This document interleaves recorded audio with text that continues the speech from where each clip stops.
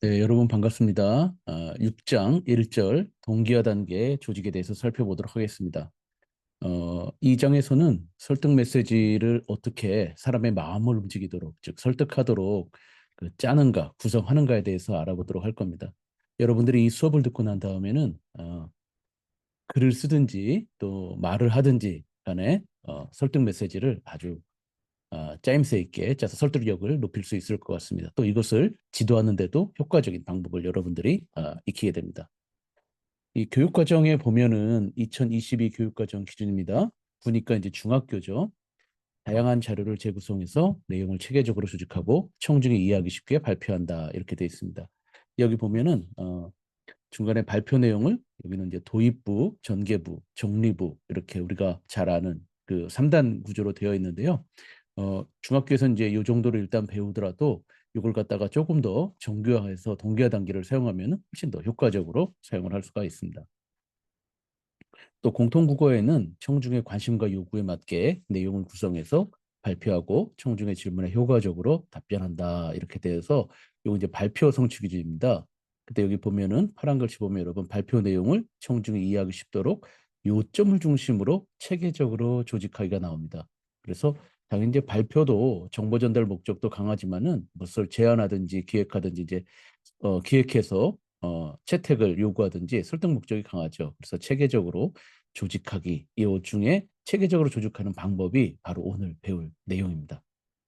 자, 오늘 여러분들과 저와 같이 배울 내용을 갖다 한번 개관하면은 설득 메시지 조직의 어떤 유형들이 어떤 게 있는지 이제 살펴볼 거고요.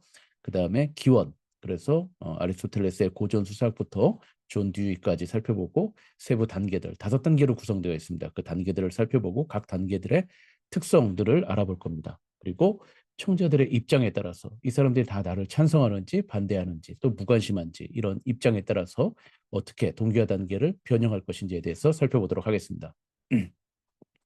자, 먼저 문제 상황부터 같이 얘기를 한번 해볼까 해요. 예. 여기 이제 4명의 학생들이 조금 더 이제 성숙해 보이긴 하네요. 그죠? 예. 발표를 준비하고 있습니다. 그래서 제가 이름을 붙여봤어요. 나열이, 설명이, 분량이, 소심이. 그래서 우리는 사람을 설득한다고 해서 이렇게 내용을 조직하는데 어, 요 사람들이 잘못된 생각을 가지고 있기 때문에 효과적이지 않을 경우가 있거든요. 나열이부터 한번 살펴볼까요? 제가 그 친구들의 그 개요들을 한번 가져온 겁니다.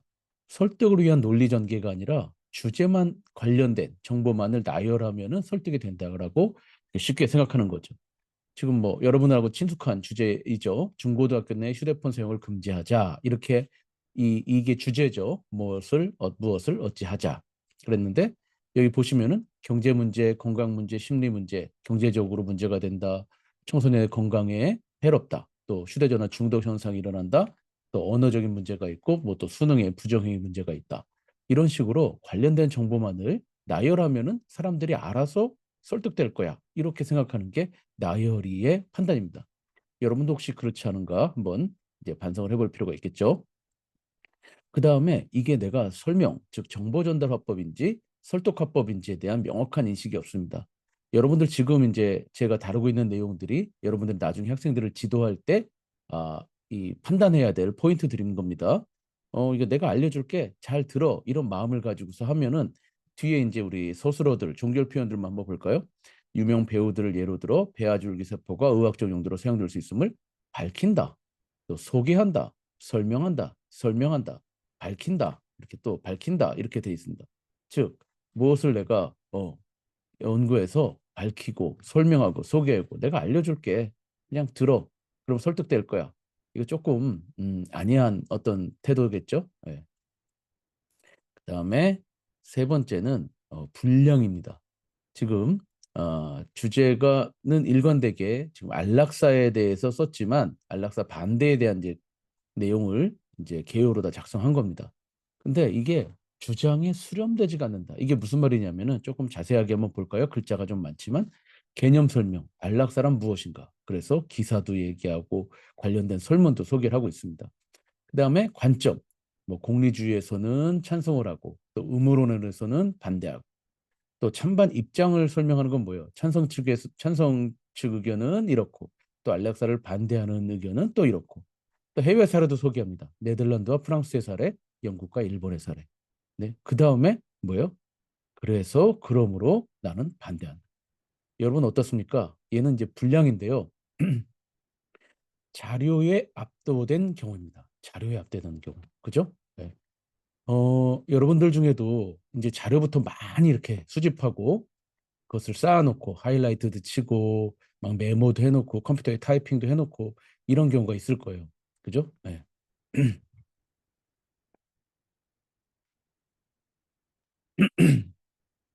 죄송합니다. 어, 이런 경우에 자료에 압도돼 버리는 거죠. 이것을 어떻게 수렴해서 내 주장으로 몰아가야 될지 그것에 대한 개념이 좀 부족한 경우입니다. 그죠? 그래서 이 친구는 언뜻 보면은 참 성의 있게 분량도 굉장히 많이 채우고 또 여러 가지를 조사했네 해서 여러분들이 높은 점수를 줄 수 있지만 이게 뭐예요? 청자의 심리로 쭉 빠져들지 않게 작성되어 있고 그냥 맨 마지막에 그러므로 반대한다가 이게 말이 되는 겁니까? 그죠? 예. 그럼 반대한다라고 하면은 반대쪽으로다가 논리를 펼쳐 나가야 되는데 이것은 그죠? 이것저것 다 모아놓고 그래서 반대한다 이렇게 된 거죠. 그래서 분량에 압도돼서 조사한 자료에 압도돼서 자기가 원하고 설득하고자 하는 바를 내용을 전개하지 못한 경우가 되겠습니다. 마지막은 그냥 소심이입니다. 요거는 한국의 시위 문화 평화적으로 바뀌어야 한다. 여러분들 뭐 시위하는 거 많이 보셨죠? 좀 이제 폭력적이고 경찰과 대치해서 이제 막 몸싸움도 하고 그런 장면들을 아마 언론을 통해서 보았을 겁니다. 그래서 시문화 변화의 필요성도 얘기하고 해외 사례. 이제 미국 같은 경우는 이제 공권력이 굉장히 무섭죠. 그죠? 막 이제 강제로 제압하고 또 그에 대한 또 부작용도 있지만 그죠? 그래서 폭력 시위의 문제점도 얘기하고. 그런데 이 대안이 뭐냐면은 시민과 정부 둘 다의 노력이 필요하다. 이렇게 아주 밋밋한 대안이 되어버렸습니다. 자, 이런 현상은 왜 나오냐면은 내가 주장하고자 하는 바에 대한 명확한 그 선명한 어떤 문장이 만들어지지 않은 상태에서 글을 쓰거나 말을 하면은 이렇게 되는 겁니다. 그죠? 그죠? 이게 주제죠, 주제. 핵심 문장. 무엇을 어찌해야 한다. 이 한 문장이 잡혀 있지 않기 때문에 그냥 그렇다고요. 그냥 그렇다고요. 이렇게 되는 겁니다. 그러면은 여러분 자기도 확신되지 않은 상태에서는 절대로 남을 확신시킬 수가 없습니다. 여러분들이 조그만 물건을 하나 사더라도 볼펜을 하나, 멀티펜을 하나 사더라도 아니면 무슨 그죠? 립밤을 하나 사더라도 댓글들 막 보고 영화를 한 편 보더라도 보고 이렇게 보잖아요. 그죠? 내가 확신을 가지고선 상대방 이렇게 립밤을 산 거에 대해서 댓글을 써야지 사는 사람이 이게 좋구나 어떻구나 이렇게 알고선 그것을 구매하게 되지 그죠? 네, 그래서 자기 확신이 없으면은 설득력이 떨어질 수밖에 없습니다. 자 그러면은 첫 번째 이제 이 네 명의 문제 상황부터 알아봤고요. 그럼 우리가 어떻게 학생들을 지도해야 될지 설득 메시지의 유형부터 한번 살펴보도록 하겠습니다. 자, 먼저 그 전에 설득이 무엇인지에 대해서 한번 살펴볼게요. 설득은 뭐냐면은 attitude change라고 합니다. 그래서 태도 변화. 또 학술적으로는 이제 변용이란 말을 쓰는데 영어로는 change. 그대로 우리 뭐 변화시킨다 이거죠. 죄송합니다. 이 전혀 설명할 필요가 없는 단어들이었죠. 이겁니다. 설득을 간단하게 얘기하면. 근데 이 태도가 무엇인지 attitude인데 이것은 belief, 즉 신념들의 다발로 되어 있습니다. 예를 들면은 여러분 지금 여기 갤럭시 삼성 휴대전화와 이 아이폰이 있습니다. 여러분들 뭐 각자 취향에 따라 쓰실 텐데요. 삼성 휴대전화에 대한 여러분들의 태도는 어떤 겁니까? 이 빌리프들로 구성이 되어 있습니다. 어떤 빌리프들이에요? 신념, 빌리프 1. 삼성 휴대전화는 뭐가 있죠? AS가 뭐죠? 뭐 편하다. 그 다음에 뭐 음성 녹음이 가능하다. 삼성페이가 된다. 이건 이제 삼성의 특징이었는데 애플페이도 되니까 이제 됐고 또 막 접힌다. 그죠? 그래서 주머니에 쏙 예쁘게 들어간다. 뭐 이런 것들이 삼성 휴대전화에 대한 여러분들의 태도를 결정합니다. 그럼 여러분들이 나중에 핸드폰을 이렇게 바꾸거나 새로 구입하거나 할 때, 그럼 나는 삼성 걸 사야지. 이렇게 되는 거죠. 그럼 이제 애플을 쓰고 있는 광고주들이 이걸 설득하기 위해서는 삼성 핸드폰에 대한 그 소비자의 태도를 바꿔야 되겠죠. 바꾸거나 대체하거나 제거하거나. 삼성페이 편했죠? 우리는 지갑 막 달고 다니고 핸드폰 뒤에다가 막 이렇게 붙여가지고 이렇게 빼가지고 또 카드 결제하고 굉장히 불편했는데 이번에 애플페이가 나왔습니다 해서 신념 뭐죠? 3을 신념 2를 갖다가 삼성페이가 가능하다. 이걸 갖다가 또 애플페이가 또 된다라고 대체해 주는 거죠. 그죠? 그 다음에 새로운 신념을 대체할 수도 있죠. 뭐 여러분들이 잘 아는 대로 뭐 사진이 잘 나온다. 그런 것들도 있고 또 뭐가 있나요? 또 예쁘다. 뭐 이런 것들도 있고 그 뭐 개인 취향이긴 하지만 여러 가지 또 그것에 대한 것을 해서 이 삼성 유저에 대한 태도를 휴대전화에 대한 태도를 바꿔서 아 다음에 핸드폰을 살 때는 아이폰으로 갈아타야 되겠다 이런 태도를 바꿔주는 거죠. 자 이렇듯이 또 삼성에서는 애플 유저들한테 또 그런 식으로 광고를 하는 겁니다. 그래서 지금 당장 행동까지는 아니지만 태도를 바꾸게 하는 것이 이 설득의 본질입니다. 자 그렇다면은 이 가장 대표적인 설득 메시지 조직은 뭐냐면은 문제 해결 조직입니다. 그죠? 문제점을 제시하고 해결 방안을 논의하는. 여기 보시면 여러분 식수오염 문제가 국민 건강에 커다란 위협이 된다. 그리고 시간이 경과될수록 더욱 악화될 것이다. 문제 그리고 해결 방안은 뭐다? 네, 엄격한 저로 갈게요. 기준 설정과 관리 대책을 정부에 요구해야 된다. 이겁니다. 그래서 이게 이제 뼈대입니다, 여러분. 이 운동도 코어 근육이 중요하듯이 이게 코어입니다. 코어 설득 메시지에. 그래서 문제 해결 구조. 자, 그럼 이걸 갖다가 조금 더 발전시키면 어떻게 되겠습니까? 모든 문제에는 원인이 있죠. 그죠? 그래서 문제를 얘기하고 그 문제의 뿌리인 원인을 짚고 그다음에 그 원인을 해결해서 문제를 해결하는 그죠? 해결책을 제시 이렇게 되는 거예요. 산성비의 피해, 그다음에 원인, 자동차와 공장 배출 물질.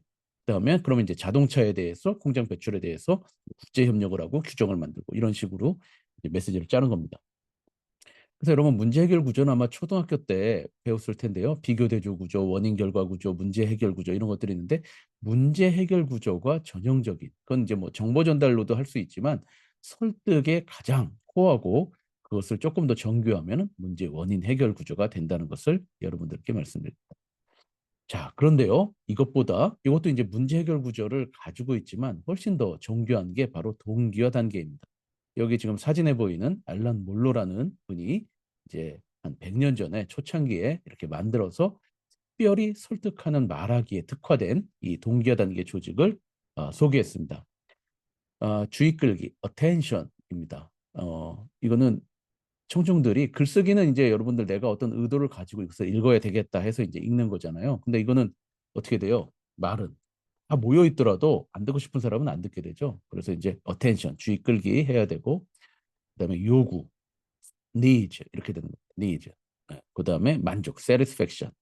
요구가 문제고 만족이 해결입니다.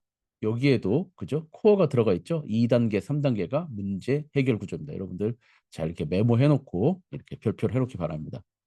그 다음에 시각화, 비주얼라이제이션입니다. 내가 제안한 대로 너희가 나의 제안을 수용한다면은 이렇게 좋아질 거야. 이것이 비주얼라이제이션이죠.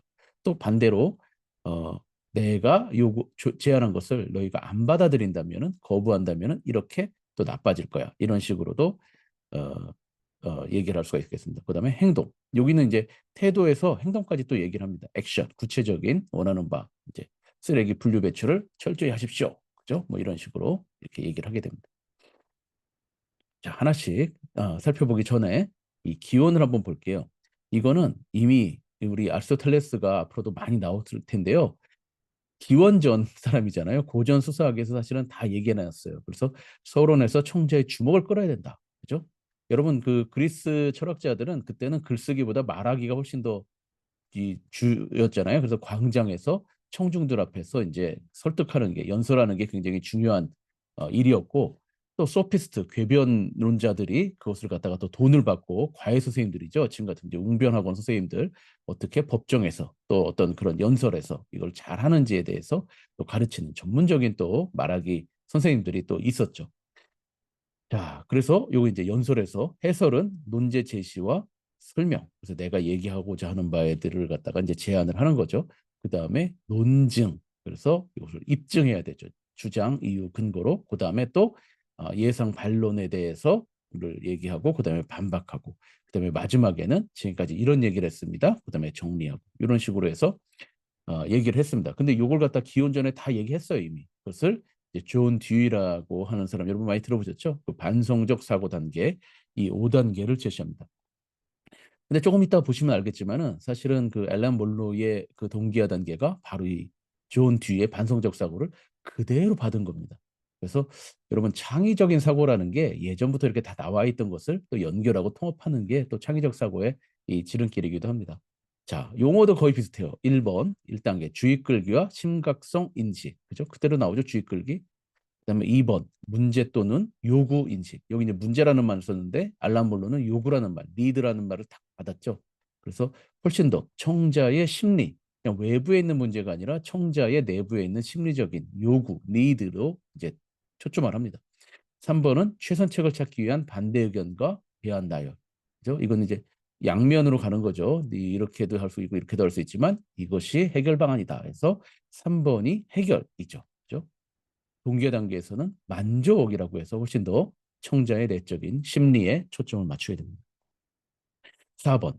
그죠? 제한된 해결책의 상세한 설명과 시각화. 여기 시각화 이미 나왔죠. 비주얼라이징. 그다음에 해결책의 채택이나 거부를 이끌어내는 계획의 평가. 이것이 이렇게 좋다, 나쁘다. 그죠? 이렇게 얘기를 하게 됩니다. 그래서 사실은 존 듀이가 이미 다 얘기를 했어요. 그죠? 네. 그래서 요 동기화 단계, 주의 끌기 요구 만족 시각화행동. 여러분 이거는 5단계는 꼭 잘 머릿속에 넣어두시기 바랍니다.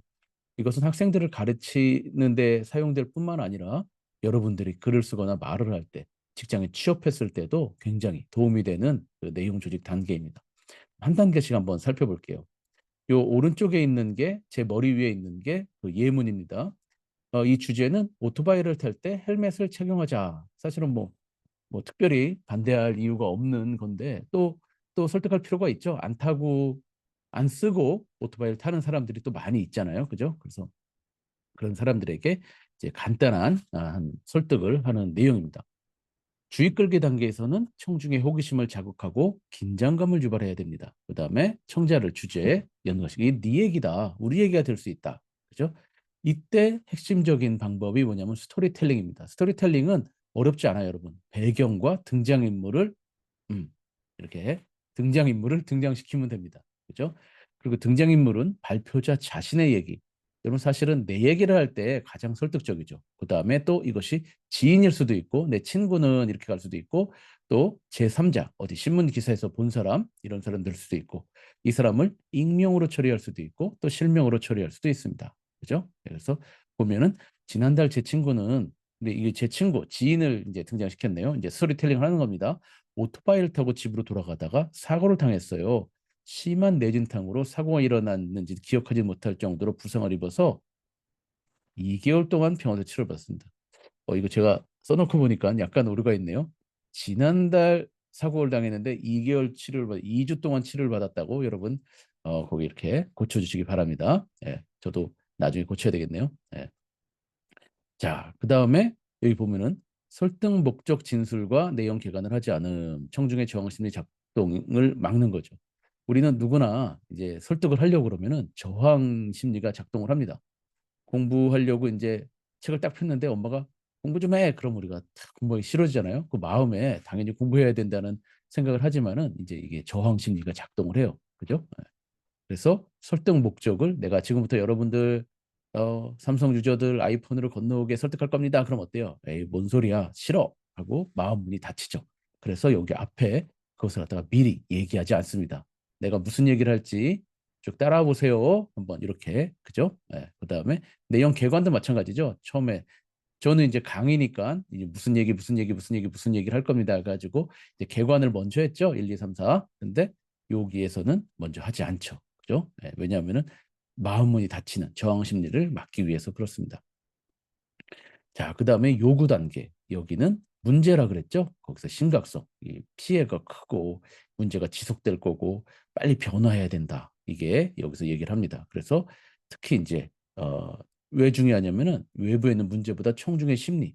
어떤 심리예요? 여기서는 안전 욕구죠. 안전하게 오토바이를 즐기고 싶다. 이런 욕구. 이제 뭐 욕구하면 이제 뭐 디자이어가 더 적합하겠지만 여기 이제 원문에는 need라고 썼기 때문에 제가 요구라고 번역을 했는데요. 여러분 뭐 욕구라고 생각하셔도 좋을 것 같습니다. 어떤 욕구가 있는 거죠? 그죠? 그 욕구를 건드려야 되는 거죠. 그러면 홈쇼핑 같은 것도 전부 그 사람의 욕구를 건드리잖아요. 편하게 안마 의자에서 촥 안마를 받고 싶은 거, 가족들과 같이 이렇게 킹크랩을 막 뜯어 먹고 싶은 거, 그죠? 네, 이런 것들로 그 욕구, 그런 것들 이제 건드리는 거죠. 매년 2천여 명이 오토바이를 타다가 다치는데 그 중에 80%가 두뇌 손상입니다. 두뇌 충격을 반드시 방지해야 됩니다. 그래서 오토바이 탈 때는 가죽 옷을 입잖아요. 그게 저는 이제 멋을 부리는 줄 알았는데 그게 다 이유가 있더라고요. 이 가죽 옷도 좋은 옷을 입어야 된다 그러더라고요. 그래야지 이제 이렇게 쫙 미끄러졌을 때 찰과상을 입잖아요. 근데 이제 좋은 가죽 옷은 그것을 이제 어, 부상을 방지해 준다 그럽니다. 근데 사실은 찰과상은 생명과 지장이 있지는 않죠. 근데 이제 뭐예요? 이제 머리죠. 머리를 다치면은 무서우니까 이게 무서운 일이 발생하니까 헬멧을 꼭 써야 된다. 여기서 이제 그 요구, 안전하게 오토바이를 즐기고자 하는 요구를 건드리는 거죠. 2단계. 그다음에 만족 단계에서는 만족시킬 수 있는 해결 방안. 그죠? 그 해결 방안에서는 아까 제가 뭐였죠? 소심이도 그랬고 그런 애들이 있었죠. 핵심 아이디어를 제시해야 됩니다. 무엇을 어찌해야 된다라고는 명확한 얘기를 해야 되는 거죠. 그죠? 삼성 핸드폰을 구입하세요. 그죠? 날씬하고 싶으시면 무슨 음료를 드세요. 뭐 이런 식으로 편안한 잠자리를 원하시면 무슨 침대를 사세요. 이런 식으로 구체적인 해결 방안을 제시합니다. 예문에 보면은 오토바이를 타는 사람은 헬멧을 착용해서 머리를 보호할 수 있습니다. 헬멧을 착용하세요. 이 핵심 문장을 적고 그 다음에 여러분들 헬멧을 항상 헬멧을 착용합시다.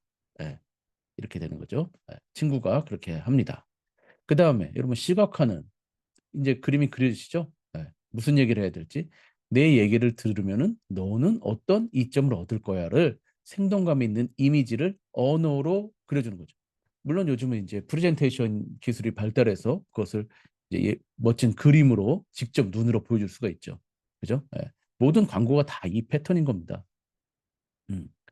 어, 이 아파트에 사십시오. 그럼 당신은 이런 이 차를 구입하세요. 그럼 당신은 친구들이 부러워할 거고 멋진 삶을 누릴 겁니다. 해가지고 쫙 그죠? 그런 이미지를 갖다가 멋진 이미지를 제공하는데 연설에서 어떻게 해요? 그것을 말로 그리는 거죠. 그죠? 청자 이해도를 높이고 강한 인상을 심어주기 위해서는 메시지 내용을 눈으로 보이는 것처럼 묘사하는 거죠. 이때 양면 메시지를 구사할 수 있다. 양면 메시지는 이제 나중에 7장, 8장에서 더 구체적으로 나올 텐데요. 이제 원사이드 메시지가 있고 그건 일면 메시지라고 합니다. 투사이드 메시지는 양면 메시지예요. 원사이드 메시지는 그냥 내 얘기를 쭉 하는 거죠. 반대로 양면 메시지는 뭐예요? 반대견까지 고려해서 투사이드 메시지. 찬성 얘기를 하고 그럼에도 불구하고 여러분 이렇게 생각하실 거죠? 하지만 이렇답니다 하고 또 양면 메시지. 그럼 여기서 양면 메시지는 뭐예요? 내가 얘기하는 바를 당신이 수용하면 이렇게 좋아질 겁니다라고 하고 내가 이야기하는 바를 당신이 수용하지 않으면은 폭망입니다 해가지고 막 그죠? 막 실패한 모습, 막 사고 난 모습, 막 그죠? 그런 모습들, 부정적인 모습들을 묘사해 주는 거죠. 그죠? 이렇게 두 개를 다 사용할 수도 있습니다. 자, 여기서는 이제 신체 피해를 75%나 줄일 수 있습니다. 오토바이가 주는 즐거움과 편리함을 여러분들은 누릴 수 있고, 그다음에 나를 안전하게 보호한다는 그런 자부심도 느끼게 될 겁니다. 그죠? 여기도 굉장히 감성적인 부분을 이제 건드리게 되는 거죠. 그다음에 뭐예요? 가까운 편의점에서 구입하십시오. 맨날 광고에서 이렇게 나오는 게 뭐예요? 행동을 구체적으로 명확하게 나타내는 거죠. 그래서 이 동기화 단계에서는 보통 이제 태도 변화까지가 설득이라고 얘기를 하지만 이건 구체적으로 행동까지 얘기를 하는 것이 또 특징입니다. 이게 뭐예요? 안전을 위해서 헬멧을 반드시 착용하기 바랍니다. 가까운 스포츠용품점에서 구입하십시오. 그다음에 안전검증 표시 여부를 확인하세요. 유사품에 주의하세요. 이렇게 구체적인 행동 단계들을 쫙 나열하면 되겠습니다. 자, 여러분 어렵지 않죠? 이 5단계. 이 특성이 뭐냐면은 제가 책에다가 자세하게 써놨지만은 청자의 심리를 중시한다는 겁니다. 그래서 우리가 뭐 논리적인 글을 쓴다. 결국은 이제 글이 짜임새 있고 논리적이더라도 듣는 사람 또는 읽는 사람이 그것을 쭉 이렇게 받아들여서 그것이 그래. 오토 헬멧을 써야 되겠어. 어 무슨 폰을 구입해야 되겠어. 이렇게 돼야 되는 거잖아요. 그죠? 그래서 청자의 심리를 중시합니다. 지금 제가 이제 시각화에 사용할 그림을 한번 이미지 사이트에서 찾았어요. 그죠? 헬멧을 쓰고 가죽 옷을 입고 오토바이도 멋지네요. 그죠? 멋진 이렇게 타는 거. 근데 또 타보고 싶지만 또 이게 위험하잖아요. 우리나라에서는. 그래서 아직 타보지는 못했는데 이 그림 보니까 또 갑자기 또 이렇게 타보고 싶다는 생각이 드네요. 그죠? 네. 그래서 근데 이제 헬멧을 꼭 착용해야 되는 게 오토바이를 타십시오가 아니라 헬멧을 착용해라. 뭐 스쿠터를 타든 뭘 타든 그죠? 전동 뭐 킥보드를 타든 헬멧을 착용하십시오. 이렇게 됩니다. 그 다음에 정서적 호소와 이성적 논증의 균형, 밸런스가 이루어져 있습니다. 여기 중간에 2단계, 3단계 이런 데들 보면은 굉장히 논증, 그죠? 이런 것들이 들어가고 또 주의 끌기. 2단계에서는 또 감성도 들어가네요. 그죠? 1단계에서 충격적인 사진을 보여준다거나 또 2단계에서 욕구를 자극하기 위해서 또 그죠? 어떤 문제점을 갖다가 보여준다거나 그다음에 시각화에서도 또 감성적인 부분이 들어가죠. 정중의 욕구. 내가 얘기하면은 이렇게 더 좋아질 거야. 자부심을 느낄 거야. 또 안전 욕구가 충족될 거야. 이런 식으로 감성을 건드리게 됩니다. 자, 그다음에 마지막으로 청자 입장에 따른 동기화 단계를 한번 살펴보면은 왼쪽에 보시면 여러분 찬성 청중은 뭐예요? 그냥 일면 메시지로 선명하게 얘기하면 되죠. 그냥 주로 그냥 행동. 지금 바로 이렇게 하자 이렇게 하면 되는 겁니다. 근데 이제 어려운 게 사실은 이제 반대 청중입니다. 반대 청중. 반대 청중은 도입부에서 일단은 공감대 확보. 그죠? 그래서 우리가 지금 같은 편이다. 그리고 이렇게 뭐죠? 교집합이 있다. 이거 완전히 다른 게 아니다. 이 교집합 부분부터 건드려야 되는 겁니다. 다른 부분부터 차이점부터 건드리면 어떻게 돼요? 너는 내 편이 아니다 해서 저항감이 생기게 되는 거죠. 그 다음에 두 번째 단계에서는 일반적인 원칙을 적용한다. 그죠? 이것은 그 환경의 중요성에 대해서는 우리가 다 그죠? 알고 있지 않습니까? 그죠? 환경은 중요하다. 이런 식으로. 반박이 어렵죠. 그래서 그다음에 구체적인 근거들로 반박해 나갑니다. 그래서 통계 자료라든지 전문가의 증언 이런 것들로. 그러니까 이게 뭐 사람이 확 훅 들어갈 수가 없기 때문에 구체적인 근거들로 돼야 되죠. 요번에 아이폰이 이렇게 15에서 이렇게 좋아졌습니다. 이렇게 뭐 이런 식으로. 또 16에서 또 발열 문제를 해결했습니다. 뭐 이런 식으로 17에서는 어떻습니다. 이런 식으로 계속 이제 구체적인 근거로 반박을 해야 되고 해결책을 일반적 원칙과 연결해서 제시한다. 앞에 이제 일반적 원칙으로 좀 쉴드를 이렇게 쳐놨잖아요. 거기에 환경 문제, 제가 이 다리, 생태 다리를 해서 여러분들이 우려하시는 그 환경 오염 문제로 인한 그 동물들의 생태 문제는 해결하겠습니다. 해서 환경 문제에 대해서는 하지만 이 지금 터널을 뚫어야 된다. 반대하는 사람들한테 이렇게 얘기할 수가 있겠죠. 그렇게 되면은 생생하게 여러분 여기서 한참 2시간씩 돌아가던 거리를 이 터널을 뚫으면은 15분 안에 그죠? 차로 이웃마을까지 접근이 가능합니다. 그러면 어떻게 해요? 야, 여기 우리 동네에는 사우나도 없고 대형 마트도 없는데 저까지 15분 만에 가서 아주 편안한 삶을 살 수 있겠구나 이렇게 하는 거죠. 그다음에 행동보다 태도 변화에 초점을 갖춘다. 여기는 이제 바로 뭐라 하라 그러면 이제 싫어하겠죠. 여러분 일단 여기에 사인만 찬성하는데 사인만 해주시기 바랍니다. 뭐 한다든지 그죠? 어, 일단은 이제 태도 변화까지만. 그다음에 입장이 미정일 때는 어떻게 돼요? 뭐죠? 아무 생각이 없다. 그죠? 이럴 때에는 일단은 이제 관심을 좀 잘 끌어야 되고 그다음에 해결책에 초점을 맞춰서 선명하게 얘기를 하는 게 중요합니다. 자, 그다음에 여러분, 요게 여러분들에게 전달 드릴 비법입니다.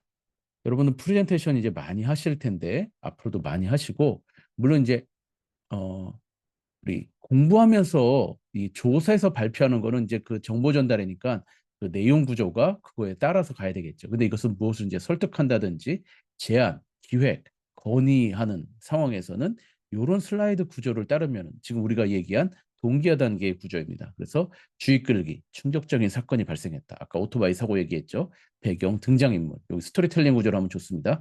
지속될 것이다. 그 다음에 필요한 경우에 여러분 이 어려운 뭔가 개념이 있다. 그랬을 때는 중요한 개념을 설명을 해줘야 됩니다. 이게 뭐 적극적 안락사인지 소극적 안락사인지 갑자기 뭐 시리가 또 뭘 알아듣고 떠들었네요. 죄송합니다. 그 다음에 요구는 현재 상태의 문제는 이것인데 문제의 원인은 이것이다. 그래서 여러분들은 문제가 해결됨으로 인해서 어떤 여기 심리적 욕구를 건드려야 되죠. 심리적 욕구가 뭐예요? 지금 매출을 올려서 성취감을 얻고 싶으십니까? 그다음에 갈등을 조정해서 여러분들 조직 내에서 유대감을 얻고 싶으신가요? 또 업무 효율을 높여서 직업 만족감을 얻고 싶으신가요? 이게 뭐예요? 여러분 요즘 뭐 유튜버들이 뭐 하더라도 이 요구를 갖다가 딱 건드려서 앞에 썸네일도 그렇게 막 만들고 딱 그러는 거잖아요. 그죠? 네. 그다음에 만족. 무엇을 위해서 무엇을 어찌해야 한다. 이 핵심 문장이 이제 필요한 겁니다. 그죠? 그다음에 해결책 A가 실현 가능하다. 여기서 얼토당토한 얘기를 하면 안 되죠. 그래서 예산은 어떻게, 뭐 인력은 어떻게, 제도는 어떻게, 그래서 실현 가능한 얘기를 해야 되고 시각화는 우리 공동체의 모습은 어떻게 할 것이다. 제가 이제 우리 공동체라고 좀 포괄적으로 얘기를 했는데 여러분들이 설득하는 대상, 그죠? 여러분들이 만약에 선생님이 돼서 학교 교장 선생님의 건의문을 쓴다 그럴 때 우리 학교는 이렇게 좋아질 겁니다. 그죠? 우리 학교 구성원들은 학생들은 교사들은 이렇게 만족감을 얻을 겁니다. 이런 식으로 얘기를 해야 되는 거고 그래서 이렇게 해야 합니다. 네, 구체적인 방법은 이것입니다. 이렇게 얘기하는 거죠. 그래서 요 낱낱이 흐름으로 여러분들이 슬라이드를 뭐한 장씩 해도 되고 뭐 두 장에다가 나눠서 해도 되고 이걸 갖다가 이 뭐 G끌기에 요 지금 동그라미 하얀 동그라미들이 슬라이드 한 장 정도씩이 되겠죠. 그죠? 네, 그러면은 한 3, 9, 4, 13장 정도의 슬라이드 여러분들 한 20분 정도의 발표면은 굉장히 아주 설득력 있는 그런 프레젠테이션을 하게 됩니다. 또 이것을 갖다가 뭐 매체 자료 없이 하게 되면은 연설이 되겠죠.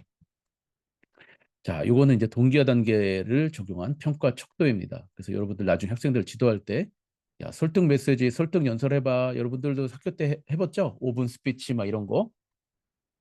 근데 이것을 뭘 어떻게 가르쳐 주지도 않고 그냥 해라 그러시네. 그렇게 했는데, 이렇게 도입부가 우리 주의 끌기고, 문제 해결 시각화가 요구 만족 시각화, 결론이 행동 이렇게 되는 겁니다. 그래서 여기 나와 있는 평가 항목대로 하면은 뭐예요?